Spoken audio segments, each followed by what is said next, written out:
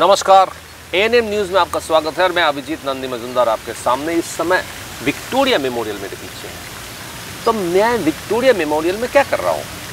नहीं, Victoria memorial के बारे में और कुछ जानकारी लेने के लिए मेरे साथ है आज विक्टोरिया मेमोरियल के क्यूरेटर मिस्टर समरेंद्र कुमार। नमस्कार समरेंद्र जी, हमारे साथ बातचीत करने के लिए बहुत बहुत शुक्रिया। सबसे पहले the first question that I wanted to ask कि विक्टोरिया मेमोरियल में आज के तारीख में what is the main USP, the main point, लोग क्यों आ रहे हैं apart from the gardens? The main USP Victoria इसकी अपनी बिल्डिंग, इसकी जो मॉन्यूमेंट है, इसकी स्ट्रक्चर जो है, that is I think one of the most important USP of this place यहाँ का जो है। और इसका जो लश ग्रीन इन्वायरमेंट जो है, जो पूरे कलकत्ता में खास करके इस एरिया में, it provides that kind of green environment के साथ में ये जो कल्चरल स्पेस जो है क्रिएट किया हुआ, लोग इसको ही देखने के लिए आते हैं। और ये मॉन्यूमेंट अपनी तरह का आई थिंक इंडिया के विश्व में एक बिल्कुल अलग टाइप का है, जहाँ पे इंडो सैनिटरी स्टाइल में बनाया गया है मॉन्यूमेंट। और ये मॉन्यूमेंट को देखने के लिए ही लोग आते हैं। और आई थिंक ये आपको बताना भी चाहूँगा कि this is one of the most visited place है इंडिया का, एनी मॉन्यूमेंट या एनी स्ट्रक्चर, एनी म्यूज़ियम में। Almost last year we received about 3.4 million people, जो कि यहाँ पे दो हैं। एक तो गार्डन भी खुला है हमारा, और गार्डन के बाद हमारा एक अंदर में म्यूज़ियम है। तो दो तरह के कैटेगरी के लोग आते हैं यहाँ पे। एंड यहाँ पे फॉरेनर्स भी उसी कैटेगरी में आते हैं कि फॉरेनर्स के लिए भी यहाँ पे बहुत कुछ है देखने के लिए लायक। विक्टोरिया मेमोरियल का अपना जो कलेक्शन है, लगभग 39,000 प्लस कलेक्शन है यहाँ पे। Some of the rare paintings, some of the largest painting, some of the western collection, some of the Indian collection जो यहाँ की है, उसी को देखने के लोग यहाँ पे आते हैं। और ख़ास करके यहाँ की जो मॉन्यूमेंट है, जिस तरह की स्टाइल में बनाया गया है, ये बेसिकली बनाया गया था बाई इंडियंस, बट एक पर्पस के लिए था उस समय, पर्पस एक अलग था। लेकिन अब लोग इसको देखने के लिए आते हैं यहाँ पे, और बड़े पैमाने पे लोग आते हैं यहाँ पर। एंड विक्टोरिया के साथ साथ एक अलग अंदाज जुड़ा जाता है। जैसे लोग कहते हैं रोमांस इन विक्टोरिया, वो अलग स्टाइल है। हिंदी फिल्मों की अंदाज में बहुत कुछ होता है यहाँ पे, उसमें मैं चर्चा में बाद में आऊँगा। पहले मैं ये जानना चाहूँगा, और आप हमें सुना है, I have understood, given to believe that Victoria में you have got the world's oldest and the best painting. तो इसके बारे में अगर if you just tell me, because this is something of a hearsay that we have heard, हम लोगों ने सुना है, तो उसमें असल में क्या है, and what is the value and what is the status of this? No, Victoria में जो लोग आते हैं डेफिनेटली यहाँ पे जो हमारी जो वेस्टर्न कलेक्शन है या पेंटिंग के जो कलेक्शन है, I think one of the best in the country. जहाँ पे आई थिंक एक जो पेंटिंग हमारी जो one of the largest painting, जहाँ पे वो जब वो दरबार का था और प्लस जो प्रोसेशन एक था, रॉयल प्रोसेशन, उसकी भी जो पेंटिंग है वर्ल्ड की largest, one of the largest painting है जो। और वो पेंटिंग बहुत ही है कि इन द डायमेंशन अगर आप देखेंगे, लगभग it's a huge dimension which is there, क्योंकि इसको आपको हैंडल करना भी उसी हिसाब से, जिससे हमने रिस्टोर भी किया था पिछले आई थिंक 5-6 साल पहले इसको हमने रिस्टोर भी किया। लार्जेस्ट पेंटिंग कहते हैं, तो क्यों largest in the size, largest in the size, मतलब वो कैनवास की साइज़ अगर देखें तो which is one of the largest in the size. And probably यह जो हमारे पास जो कलेक्शन है, ये जो पेंटिंग है, ये थी यूएस में, बट वहाँ से फिर बाद में इसे इंडिया में बाई शिप इसे ट्रांसपोर्ट किया गया और फिर यहाँ पे रखा गया है। So this is I think one of the biggest position of ये, इसको देखने के लिए लोग आते हैं। And this is one of the lane, because इसमें इस पेंटिंग में वार्निश यूज़ नहीं किया गया है। It is a natural painting which is there, we have just restored it, वो अपने पूरे बिल्कुल ये में। और आप उसको देखेंगे तो वहाँ पे कितनी डिटेल्स में यहाँ पे पेंटिंग आई है। सो वो पेंटिंग आप यहाँ पे दे सकते हैं। What are the other paintings that you have? उसके बाद हमारे पास बहुत सी ऐसी पेंटिंग है जहाँ पे खास करके विलियम डैनियल्स, दो ये थे डैनियल्स कलेक्शन जिसे हम बोलते हैं, वहाँ पे दोनों रिलेटिव थे, उन्होंने किया था। और उन्होंने पूरे जो कलकत्ता रीजन और पूरे इंडिया में भी उन्होंने बहुत अपनी जो उन्होंने देखा, उसको चित्रण किया यहाँ पे, वो यहाँ पे दिखाए गए हैं। खास करके एक ऐसी पेंटिंग जहाँ पे आप देखेंगे तो वहाँ पे आपको ताजमहल अपने समय में, जिस समय था, लगभग अगर 100 साल पहले भी बात करें तो उसमें ताजमहल किस तरह का था, और उसमें आप रिफ्लेक्शन देखेंगे कि पेंटर ने अपने हिसाब से रिफ्लेक्शन बनाया है उसको जमुना में, तो वो आप यहाँ पे देख सकते हैं उसी कलेक्शन। और इसकी जो ब्यूटी है वो आप उनको नज़र आता है यहाँ पे।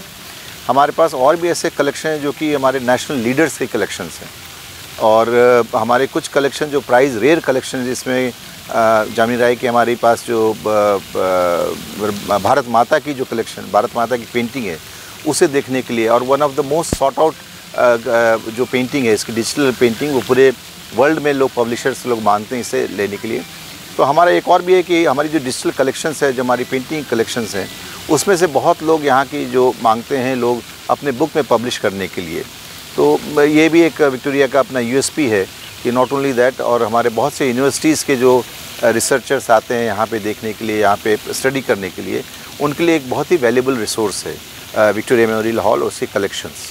तो साथ साथ बताया जाता है कि बहुत सा पेंटिंग्स रिस्टोर होने में बाकी है। You have to restore a lot of very rare and very old paintings. तो क्या सब कुछ, खासकर रशियन पेंटिंग के बारे में बताया जाता है जी, तो ये क्या रिस्टोरेशन वर्क?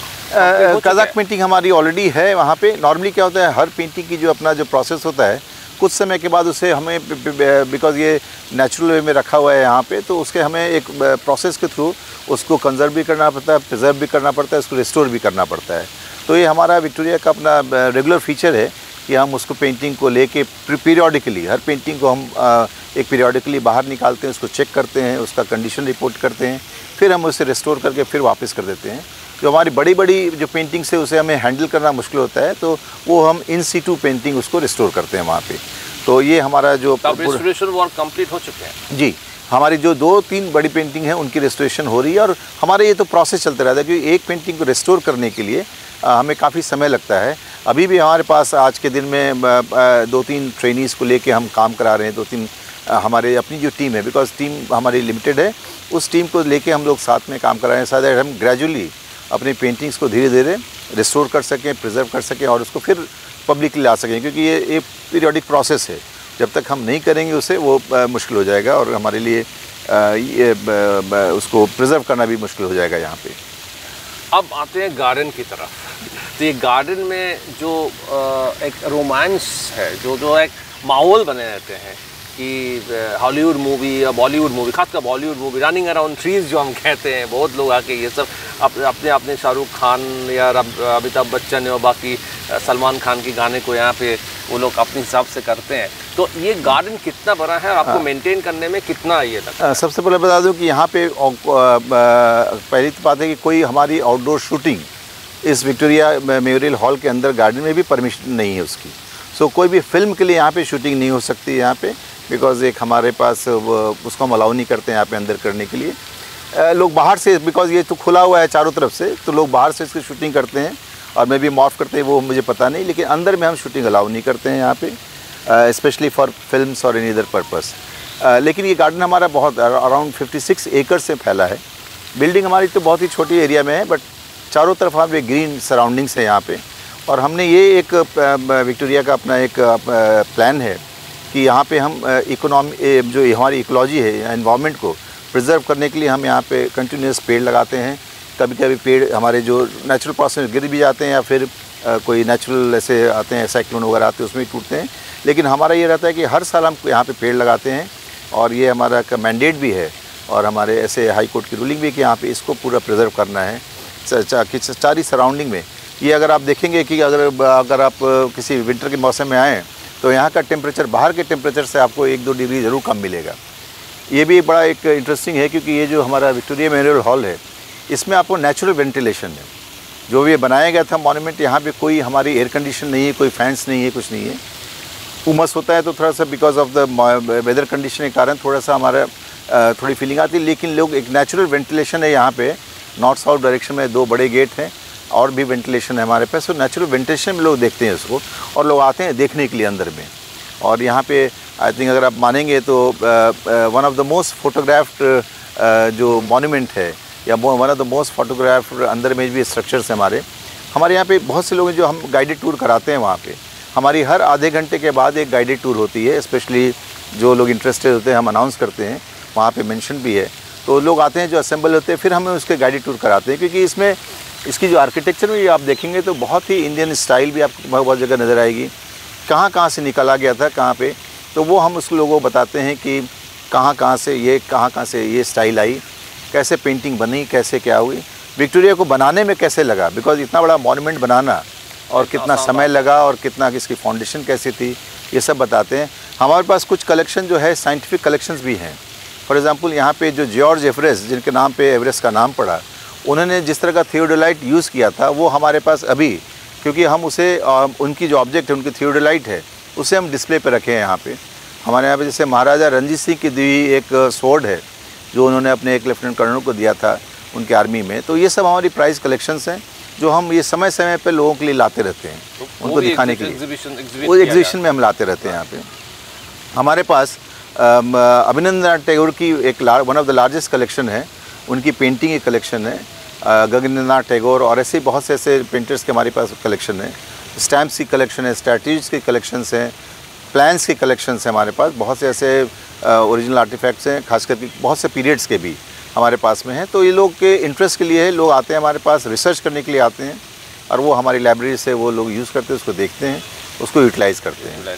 तो ये हमारा जो एज ए कल्चरल इंस्टीट्यूशन जो है, नॉट ओनली दैट कि ये एक मॉन्यूमेंट है, लोग आते हैं देखते हैं चले जाते हैं, बट ये रिसर्च इंस्टीट्यूशन भी है। इतिहास, कल्चर और रिसर्च, ये तीनों मिला के है। खासकर गार्डन जो है, गार्डन में फ्लावर्स भी है, हरियाली भी है, सब कुछ मिला जुला के अलग से एम्बियंस बन जाती है। तो सब मिला के एक इंसान के लिए चारों तरफ पूरा एक पैकेज टाइप का लोग आता है। यहाँ पे अगर आप थोड़ा देर बैठ सकें, थोड़ा देर ये कर सकें, तो ये आपके लिए। तो एक चीज़ यहाँ पे ख्याल आता है कि सुबह मॉर्निंग वॉकर्स, विक्टोरिया की मॉर्निंग वॉकर्स का बहुत फेमस है, पूरे भारत में फेमस है। सभी लोग कहते हैं कि विक्टोरिया में मॉर्निंग वॉकिंग कर रहे हैं। तो इसमें क्या चीज़ है? क्या ये आपने बहुत अच्छा बताया कि ये मॉन्यूमेंट स्पेशली यहाँ पे हम लोगों ने अलाउ किया है कि morning walkers different age group के आते हैं यहाँ पे। आई थिंक शायद कलकत्ता के लिए ये जो लोग यहाँ पे जितने भी जो हैं नज़दीक के पॉपुलेशन और ये जो आते हैं वहाँ पे बहुत से एमिनेंट लोग भी आते हैं यहाँ पे। इसे अपना प्रॉपर्टी समझते हैं, इसे अपना एक वैल्यूबल इंस्टीट्यूशन समझते हैं कि हम उससे जुड़े रहें। जैसे फ्रेंड्स ऑफ कलकत्ता हो गए या ऐसे भी बहुत से इंस्टीट्यूशन हैं। तो यहाँ पे बिकॉज इतनी ग्रीन सराउंडिंग है यहाँ पे, और हमने ये किया कि this is one of the cleanest monument भी इसे डिक्लेयर किया गया था, सफाईगिरी अवार्ड भी मिला था इसे। तो ये जो है बिकॉज जब लोग आते हैं यहाँ पे तो खुद को इसको अपना मानते हैं, और ये चूँकि जब ये अपनापन आता है किसी इंस्टीट्यूशन के साथ में तो फिर पॉपुलैरिटी वैसे ही बढ़ती है कि आने के लिए, और वो सजग भी रहते हैं कि यहाँ पे कुछ और ऐसा नहीं हो। तो मॉर्निंग वॉक के लिए कोई स्पेसिफिक टाइम और कुछ एंट्री फ़ी? हाँ, हमारा जो ये सेंटर है वो नॉर्मली 5:30 से खुलता है, 5:30 से टिकट स्टार्ट होती है, 6 बजे से। उनके लिए हमारे एनुअल पास भी हैं।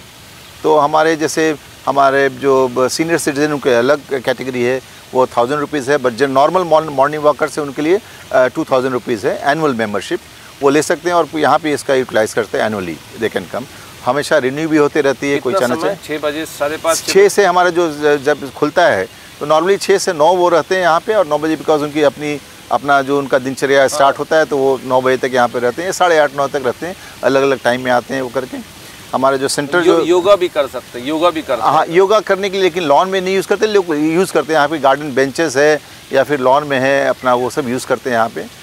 क्योंकि योगा के लिए हम जैसे योगा डे के दिन हम स्पेशल इवेंट यहाँ पे ऑर्गेनाइज़ करते हैं, लोग आते हैं। और हमारा जो कल्चरल स्पेस है, क्योंकि अभी हम लोगों ने किया कि ये जो इंस्टीट्यूशन है ये कल्चरल स्पेस है, इसको हम किस तरह से यूटिलाइज़ करें, ये हमारे लिए बड़ा इंपॉर्टेंट है।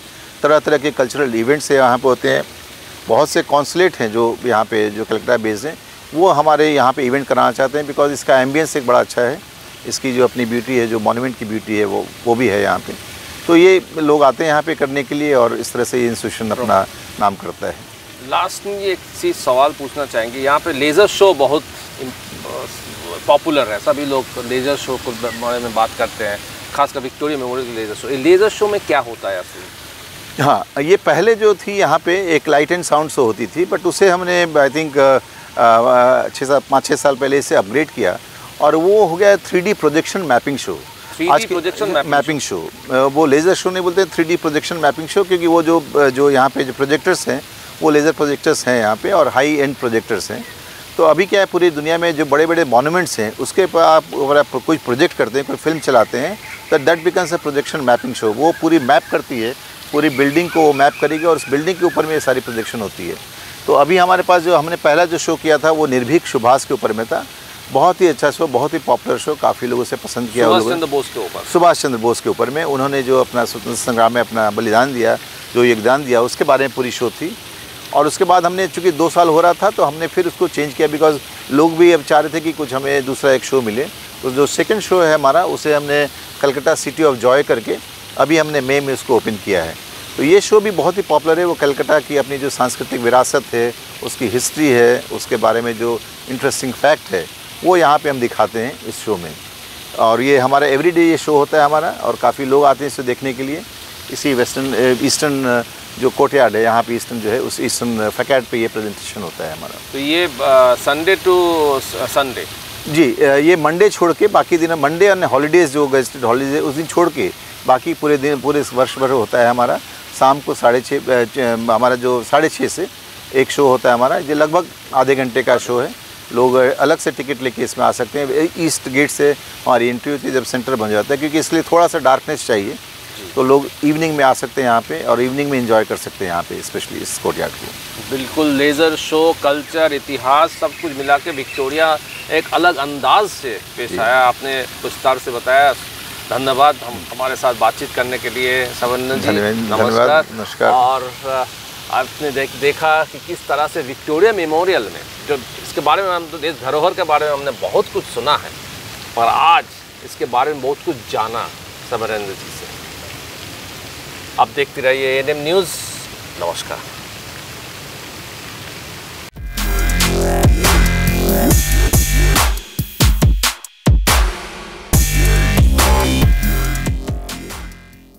আরও খবরের আপডেট পেতে সাবস্ক্রাইব করুন আমাদের ইউটিউব চ্যানেলটি আর বেল আইকনে ক্লিক করুন নোটিফিকেশনস পেতে।